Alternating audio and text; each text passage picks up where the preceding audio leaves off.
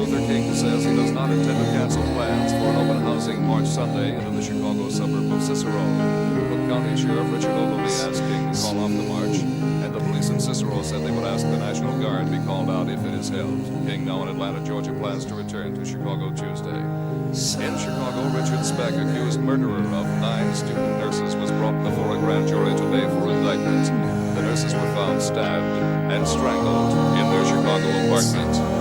In Washington, the atmosphere was tense today as a special subcommittee of the House Committee on Un-American Activities continued its probe into anti-Vietnam War protests.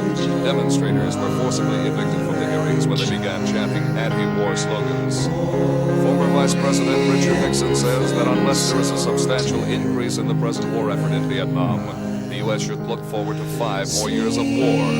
In a speech before the Convention of the Veterans of Foreign Wars in New York, Nixon also said opposition to the war in this country is the greatest single weapon working against the U.S. That's the 7 o'clock edition of the news. Good night.